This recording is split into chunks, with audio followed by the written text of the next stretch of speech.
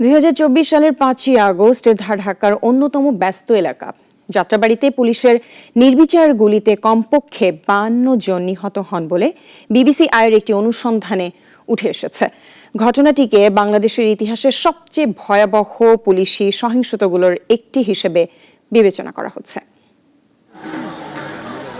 জাতিসংঘের এক প্রতিবেদনে অনুমান করা হয়েছে 1 জুলাই থেকে 15 আগস্টের মধ্যে 1400 জনেরও বেশি মানুষকে হত্যা করা হয়ে থাকতে পারে এবং হাজার হাজার মানুষ আহত হয়েছেন এবং এদের অধিকাংশই বাংলাদেশের নিরাপত্তা বাহিনীগুলোর দ্বারা গুলিবিদ্ধ হয়েছেন। এবার বিবিসির অনুসন্ধানে উঠে এলো রাজধানীর যাত্রাবাড়ির হত্যাকাণ্ডের বর্বরতা। সরকার বিরোধী বিক্ষোভের শেষ দিনে ভয়াবহ ঘটনাটি কিভাবে ঘটেছিল সেটি বের করার জন্য তখনকার শত শত ভিডিও, ছবি ও প্রত্যক্ষদর্শীদের সাক্ষ্য গ্রহণ এবং সেগুলো বিশ্লেষণের পাশাপাশি সরেজমিনে বেশ কয়েকবার যাত্রাবাড়ির ঘটনাস্থল পরিদর্শন করে বিবিসি।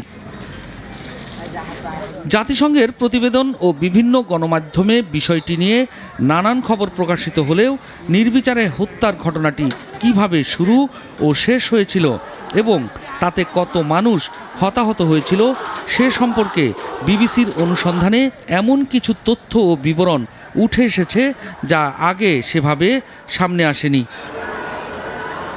জুলাই গণঅভ্যুত্থানের সময় এই ধরনের দুঃখজনক ঘটনা ঘটেছে, যেখানে তৎকালীন পুলিশ বাহিনীর কিছু সদস্য অতিরিক্ত বল প্রয়োগে লিপ্ত হয়েছিলেন এবং আন্দোলনকারীদের নিয়ন্ত্রণে অপেশাদার আচরণ করেছিলেন।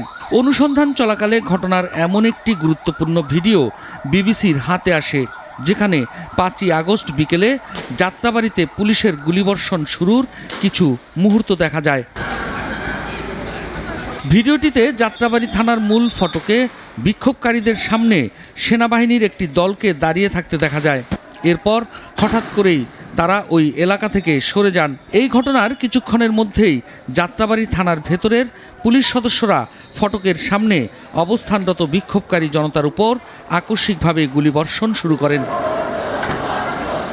সেদিন যাত্রাবাড়িতে অন্তত 30 জন বিক্ষোভকারী নিহত হন বলে প্রাথমিকভাবে জানা যাচ্ছিল, কিন্তু গণমাধ্যমে প্রকাশিত তখনকার খবর, নিহতদের পরিবারের সাক্ষাৎকার, হাসপাতালের নথি এবং সামাজিক যোগাযোগ মাধ্যমের বিভিন্ন পোস্টের সত্যতা যাচাই করার পর বিবিসি দেখেছে 5ই আগস্ট যাত্রাবাড়িতে কমপক্ষে 52 জন সাধারণ মানুষ নিহত হন। এর বাইরে সেদিন আরও অন্তত 6 জন পুলিশও নিহত হয়েছেন। সাইফুল শাহীন, নাগরিক, ঢাকা।